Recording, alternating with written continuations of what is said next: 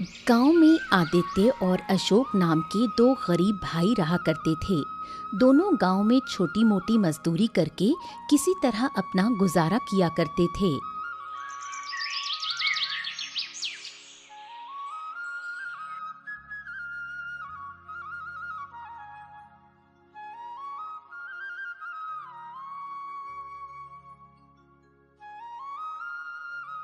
शाम के समय आदित्य अपने घर पर आता है और अपने भाई को मौजूद न पाकर अपनी पत्नी रज्जो से पूछता है। रज्जो, अरे ये अशोक कहाँ गया? अभी तक लौटा क्यों नहीं? तुम्हारा भाई तो अब एकदम निकम्मा हो गया है। न कोई काम करता है, न कमा कर लाता है। दिन भर बस यूं ही गांव की गलियों में आवारागर्दी करता रहता है। ये सुनकर आदित्य का चेहरा गुस्से से तमतमा उठा। दरअसल आदित्य अंदर से बेहद लालची किस्म का व्यक्ति था। आने दो, आज उस नालायक को तो बताता हूँ मैं। बड़ा आया।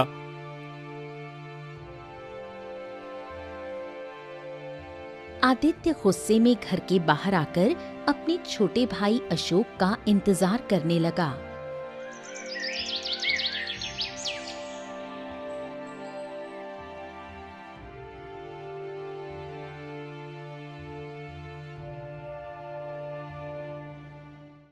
क्यों रे, कहाँ मर गया था तू अशोक? हैं?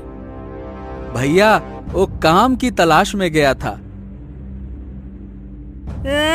बड़ा आया काम की तलाश में। अरे बस यूं ही काम की तलाश में ही घूमता रहेगा या कुछ करेगा भी? अरे कोई भी छोटा मोटा काम पकड़ ले। ये घर मुफ्त की रोटियों का अड्डा नहीं है और मैं कोई मूर्ख नहीं हूँ जो दिन रात मेहनत करके कमाऊं और तू आवारा घूमते हुए हराम की खाए। अरे मेरी बीवी है, कल को बच्चे होंगे, उनके बारे में भी सोचना है मुझे। समझ गया? ये कहकर आदित्य गुस्से में घर के अंदर चला गया। अपने भाई की कड़वी बातों से अशोक अंदर तक टूट गया और बिना कुछ खाए ही चुपचाप सो गया।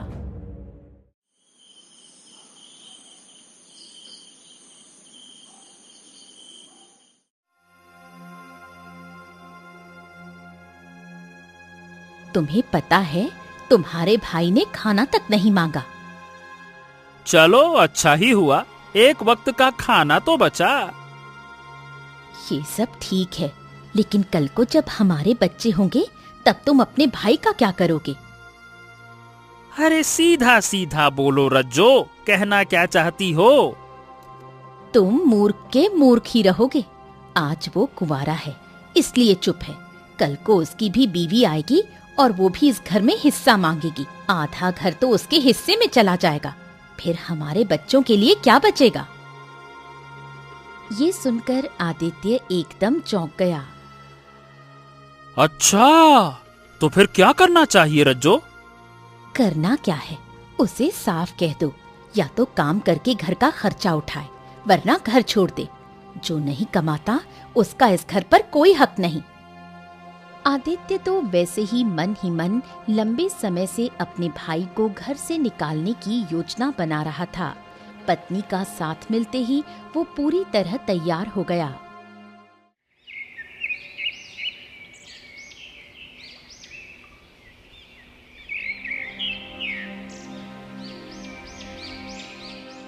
देखो भाई अशोक, मैं क्या कह रहा हूँ कि पिताजी ने ये घर हमारे नाम बराबर बराबर किया था, लेकिन अब तो तुम मेरी ही कमाई की रोटी खा रहे हो। अब भैया, आप कहना क्या चाहते हैं? मैं कुछ समझ नहीं पाया। अरे इसमें समझने ना समझने वाली क्या बात है? देखो भाई, सीधी बात है। मैं घुमा फिरा के नहीं कहूंगा। अब या तो घर छोड़ दो या फिर आज तक जितना भी खाना खाया है उसकी एक एक पाई लौटा दो, बस। अशोक की आंखों में आंसू आ गए। उसने कुछ नहीं कहा और चुपचाप अपना सामान समेटकर घर से निकल गया।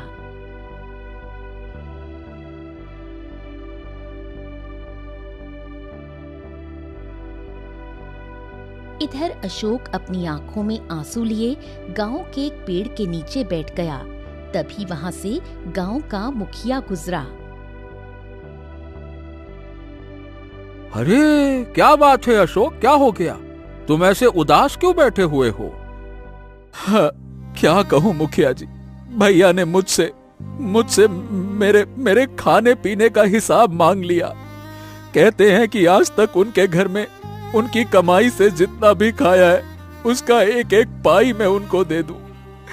जितनी भी रोटी खाई है उसकी कीमत चुका दूं, नहीं तो घर छोड़ दूं। अब काका, आप तो जानते हैं कि मैं बेरोजगार हूं, कहां से चुकाऊंगा, इसीलिए छोड़ दिया घर, चला आया। सब कुछ पीछे छोड़कर, सब पीछे छोड़ दिया मैंने। अशोक का चेहरा आंसुओं से भीगा हुआ था। अब वो पूरी तरह अकेला हो गया था। बस बस बस बस, शांत हो जा बेटा, शांत हो जा। दिल छोटा मत कर अशोक। गांव के बाहर मेरी एक पुरानी झोपड़ी है, बरसों से खाली पड़ी है। तुम चाहो तो जब तक चाहो वहां रह सकते हो, जाओ। हाँ मुखिया जी, मैं जीवन भर आपके इस उपकार को नहीं भूलूंगा। बहुत बहुत धन्यवाद आपका, बहुत बहुत धन्यवाद। मुखिया मुस्कुराते हुए वहां से चला गया।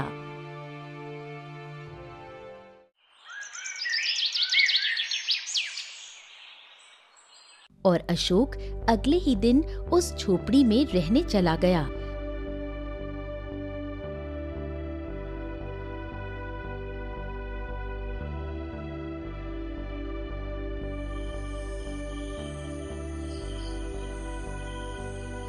अशोक रात भर बड़ी मेहनत से झोपड़ी की साफ सफाई करता रहा और मेहनत के बाद उसने झोपड़ी को रहने लायक बना दिया।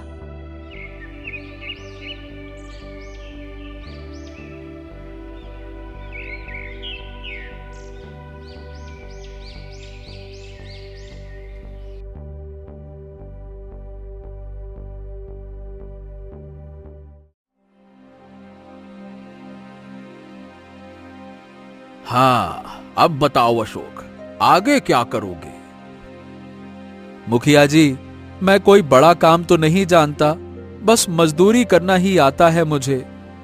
देखो बेटा, गांव छोटा है, यहाँ मजदूरी का काम मुश्किल से मिलता है, लेकिन जंगल में लकड़ियां काटो और दूसरे गांव में बेचो, ये बड़ा अच्छा काम है। लकड़ियां अच्छे दामों में बिकती हैं और कमाई भी बढ़िया हो जाती है।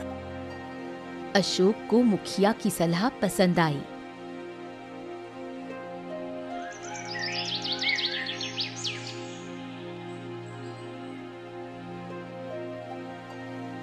अगले ही दिन अशोक कुल्हाड़ी लेकर जंगल चला गया और लकड़ियां काटकर उन्हें बेचने लगा।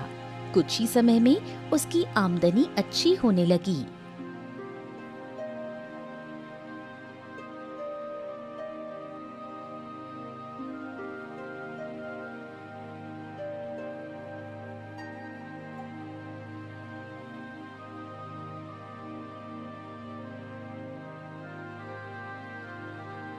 तुम मजदूर के मजदूर ही बने रहे और तुम्हारा छोटा भाई लकड़ियां बेच बेचकर अब धनवान बन रहा है।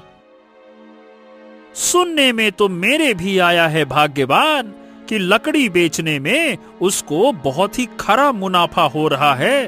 हाँ, तो फिर तुम भी जंगल जाकर लकड़ियां काटो और गांव में बेचो, क्या पता हमारी किस्मत भी बदल जाए। आदित्य ने अपनी पत्नी की बातों पर गंभीरता से विचार किया और अगले दिन कुल्हाड़ी लेकर जंगल की ओर चल पड़ा।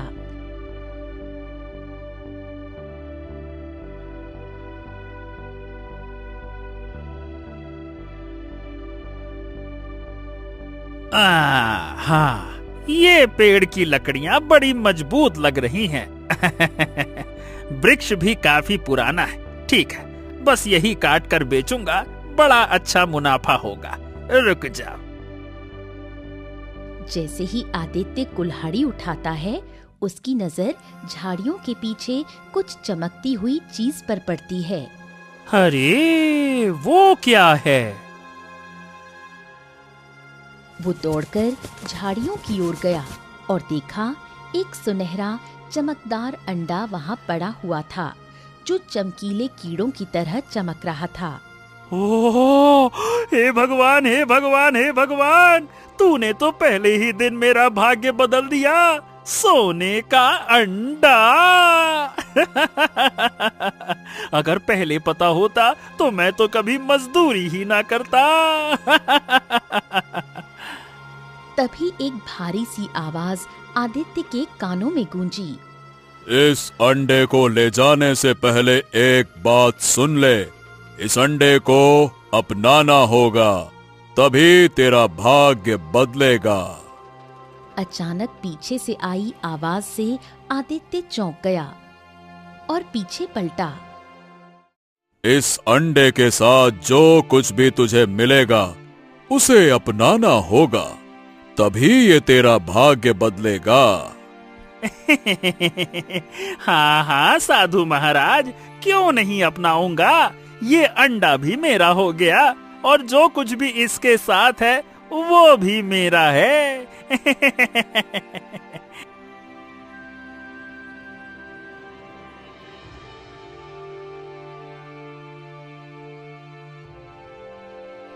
इतना कहकर आदित्य दौड़ता हुआ घर लौट गया।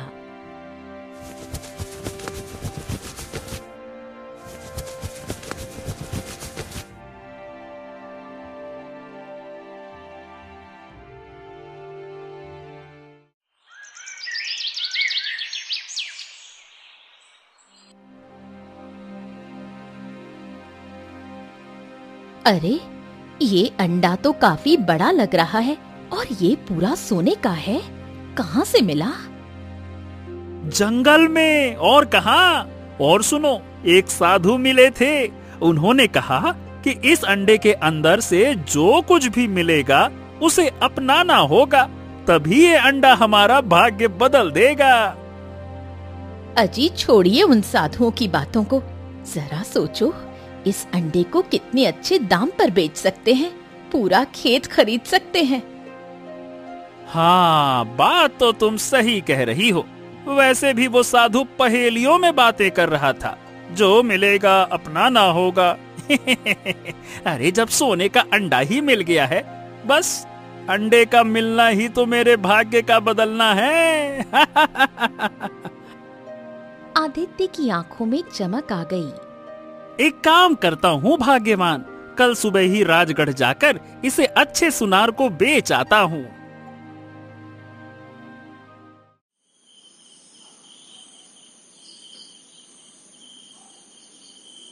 रात को आदित्य अपनी पत्नी रज्जो के साथ सो गया।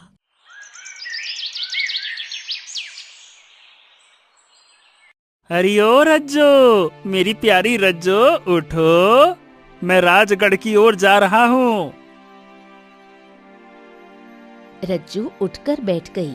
आदित्य जैसे ही सोने के अंडे को उठाने ही वाला था कि अंडा अचानक हिलने लगा और देखते ही देखते फट गया। अंडे के अंदर का दृश्य देखकर आदित्य और रज्जो दोनों स्तब्ध रह गए। अरे, इसके अंदर तो मैना पक्षी है और ये तो घायल लग रही है, बहुत ही बीमार है। मैना पक्षी धीरे धीरे आंखें खोलकर उन्हें देखने लगी। अरे लेकिन भाग्यवान, साधु महाराज ने तो कहा था कि अंडे के अंदर जो कुछ भी होगा उसे अपनाना होगा, लेकिन ये तो बहुत ही घायल और एक बीमार मैना है। अगर इसे घर में रखेंगे तो फालतू में गंदगी करेगी और हो सकता है बीमारी भी फैला दे। बताओ, तुम क्या कहती हो? तुम सही कह रहे हो, तो फिर इसका क्या करें? इसे फेंक देते हैं। अरे नहीं नहीं नहीं नहीं, इसे फेंकते नहीं है। एक काम करते हैं ना, इसे अशोक को दे देते हैं। अशोक जैसा मूर्ख ही इसे पाल सकता है। हमें तो बस सोने के अंडे से मतलब है।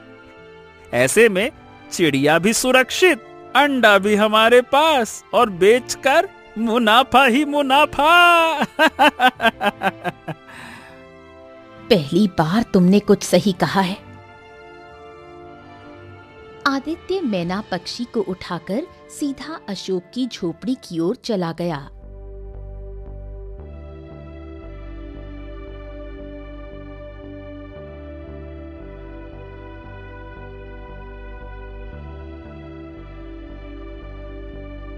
अपने बड़े भाई को देखकर अशोक चौंक गया।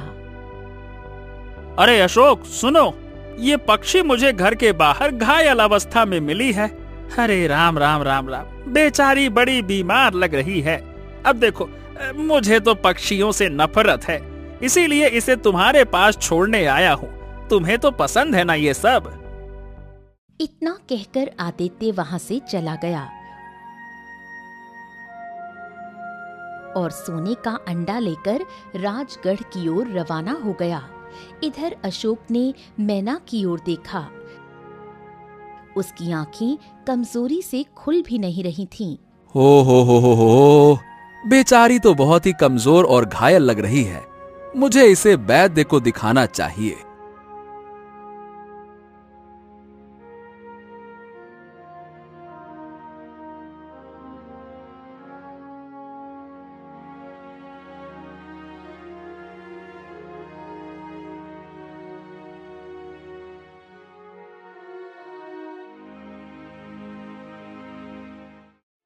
वैद्य जी, जरा देखिए तो सही, ये बेचारी मैना पक्षी बहुत ही बीमार और घायल है। ये लो जड़ी बूटियां, सुबह दोपहर और शाम तीनों समय इसके जख्मों पे लगा देना। चिंता मत करो, कुछ ही समय में ठीक हो जाएगी। ठीक है, जाओ।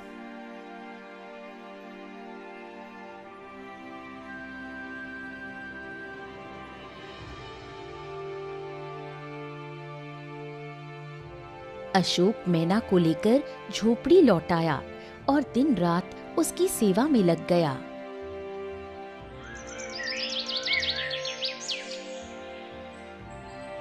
राजगढ़ से लौटकर आदित्य ने स्वर्ण मुद्राओं से भरी पोटली अपनी पत्नी के हाथ में रख दी। अरे, इतनी सारी स्वर्ण मुद्राएं! अरे मेरी प्यारी रज्जो, वो अंडा बहुत ही महंगे दामों में बिका है। हम माला माल हो गए। इसका मतलब मेरी सोच बिल्कुल सही थी। अब एक काम करो, इस धन से एक बड़ा खेत खरीद लो। अगले ही दिन आदित्य ने एक विशाल खेत खरीद लिया और खेती करने लगा।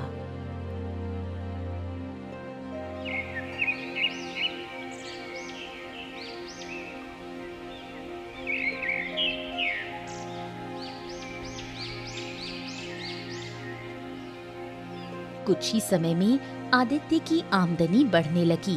उसका घर अब सुंदर और संपन्न हो गया। इसे कहते हैं किस्मत। तुम्हारा मूर्ख भाई तो अब भी झोपड़ी में है और उस मैना पक्षी की सेवा में ही लगा है। अच्छा हुआ हमने साधु महाराज की बातों पर ज्यादा ध्यान नहीं दिया। वो तो कह रहे थे अंडे के अंदर जो कुछ है उसे अपनाना होगा, तभी तुम्हारा भाग्य बदलेगा। अरे साधु महाराज कहाँ से जाने हम कितने चालाक हैं। अगर हम उसे अपनाते तो ना तो हमारे पास धन आता और ना ही मान सम्मान। हम भी अशोक की तरह ही गरीब रह जाते, मैना को पालते हुए। क्यों, सही कहा ना मैंने? ये कहकर आदित्य हंसने लगा और रज्जो भी उसके साथ हंसी में शामिल हो गई।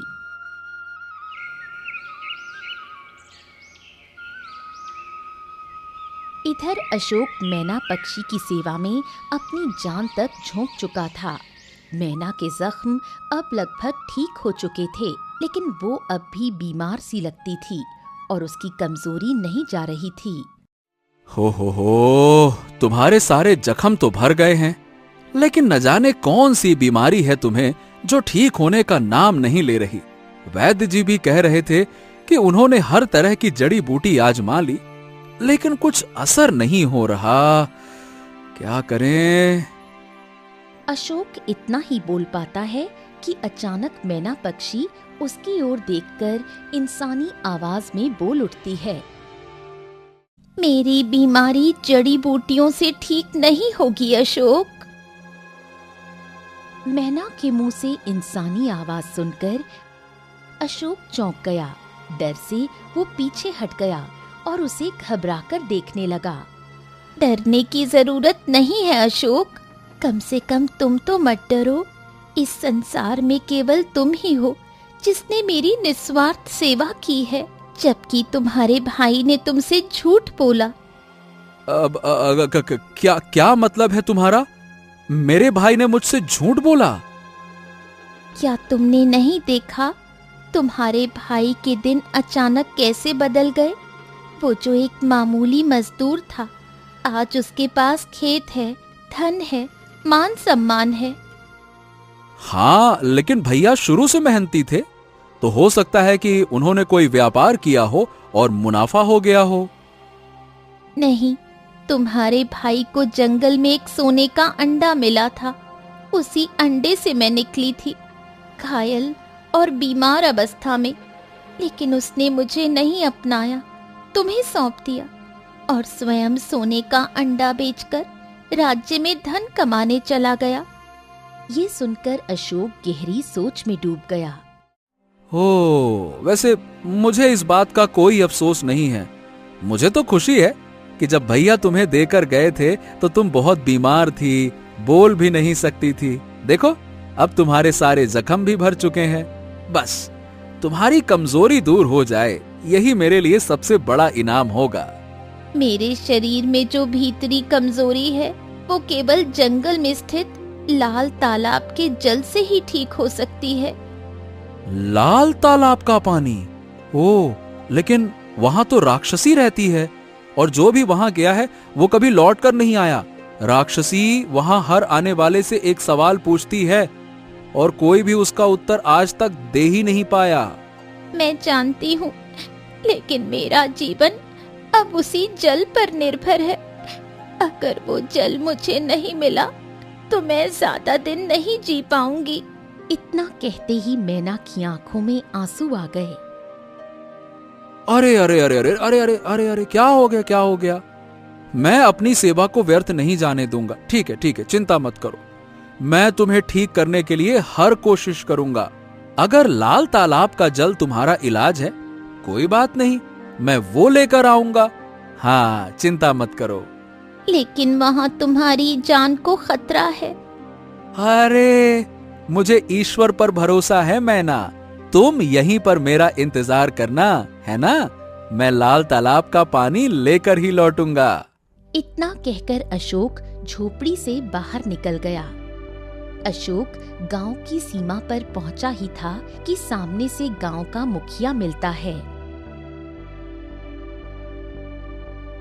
अरे अशोक, कहाँ भाई? इस समय कहाँ जा रहे हो? मुखिया जी, वो मैं लाल तालाब जा रहा हूँ। मैना ने बताया कि उसका इलाज लाल तालाब के जल में है। अशोक की बात सुनकर मुखिया चौंक गया और डर से पीछे हट गया। अरे ये क्या बकवास कर रहे हो अशोक? न जाने वो मैना है भी कौन, समझ नहीं आ रहा। कोई जादुई चिड़िया भी तो हो सकती है, और तुम उस पर इतना भरोसा कैसे कर सकते हो? अब मेरा मन कहता है मुखिया जी कि वो सच कह रही है। पागल मत बनो। तुम्हारा बड़ा भाई आदित्य समझदार था। उसने जानबूझकर उस मुसीबत को तुम पर टाल दिया और खुद धन बटोरता गया, और तुम ये मैना को पालने में लगे हुए हो। अरे भाई, काम धाम करके आगे बढ़ो। अशोक ने मुखिया की बात का कोई जवाब नहीं दिया और चुपचाप आगे बढ़ गया।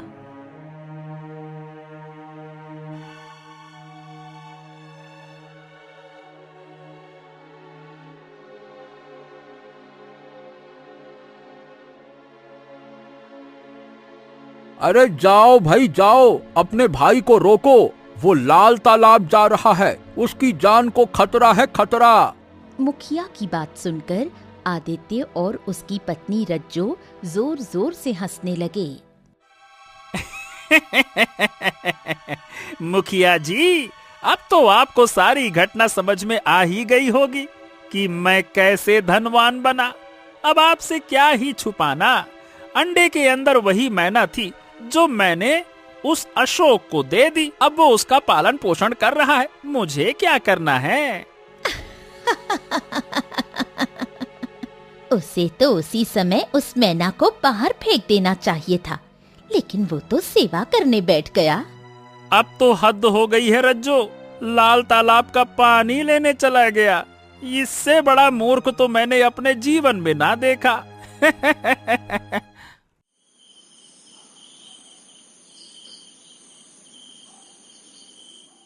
अरे कैसे भाई हो तुम? अरे तुम्हारा छोटा भाई मौत के मुंह में जा रहा है और तुम उसका मजाक उड़ा रहे हो। मुखिया जी, रात बहुत हो गई है, आप भी अपने घर जाइए, सोइए और हमको भी चैन से सोने दीजिए। अशोक अब मेरा भाई नहीं रहा। मैं एक धनवान आदमी हूँ और मैं गरीबों से कोई रिश्ता नहीं रखता। चलिए, शुभ रात्रि, नमस्ते, जाइए। मुखिया गुस्से से तमतमाता हुआ वहां से चला गया।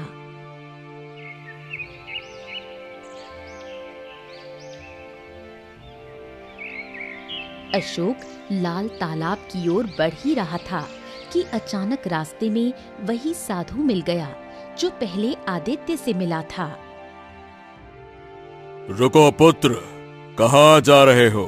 अशोक ने साधु को देखकर सारा हाल सुना दिया। तो अब समझ में आया।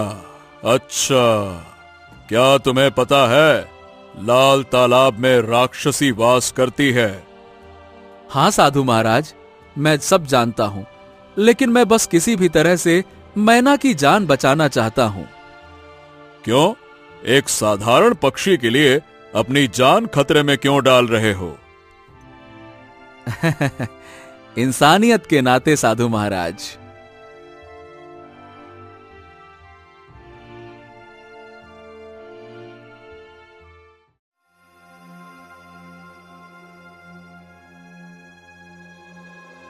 अशोक तालाब के पास पहुंचा, तभी जल से एक गंभीर आवाज गूंज उठी। इस तालाब का जल लेने से पहले एक प्रश्न का उत्तर देना होगा। पूछो। पहले ये बता, तू इस जल को क्यों लेने आया है? अशोक ने पूरी घटना विस्तार से बताई। कुछ देर सन्नाटा रहा, फिर वही आवाज गूंजी। लोग अपने लाभ के लिए जल लेते हैं। तू पहला इंसान है जो एक पक्षी की जान बचाने अपनी जान दांव पर लगा कर आया है। तुझसे कोई प्रश्न नहीं, जितना जल ले जाना है ले जा। अशोक ने तुरंत कलश में पानी भरा और वापस अपनी झोपड़ी की ओर रवाना हो गया।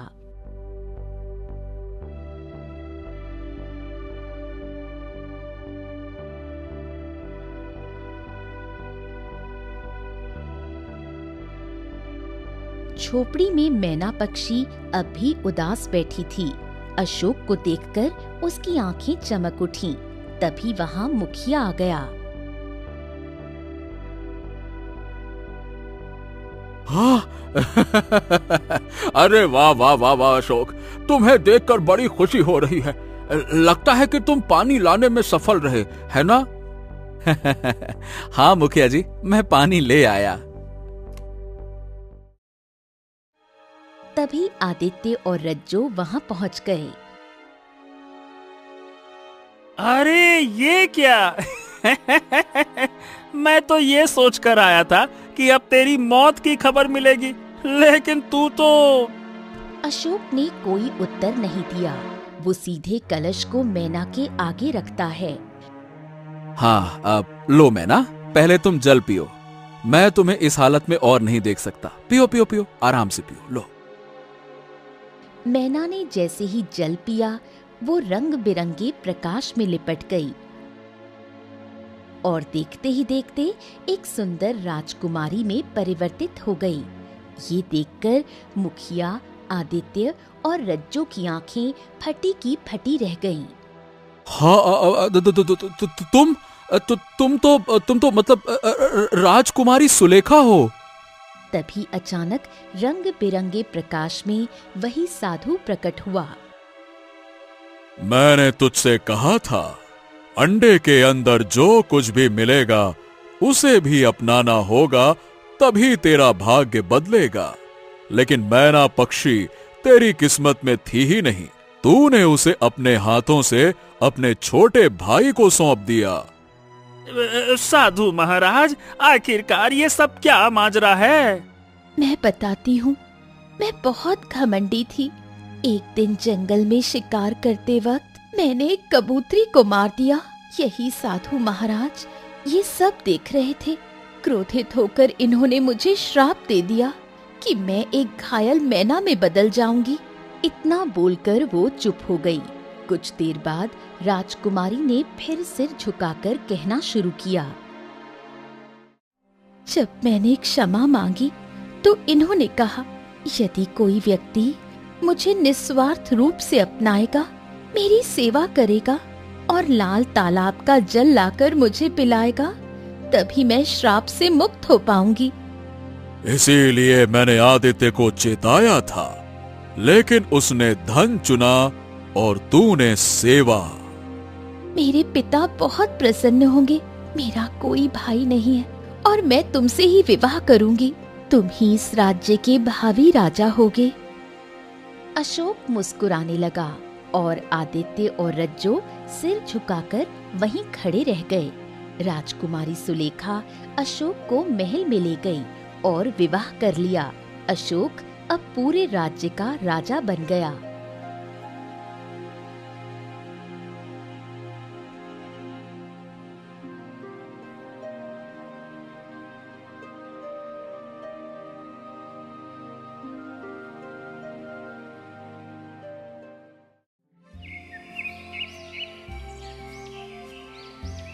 वर्षों बीत गए।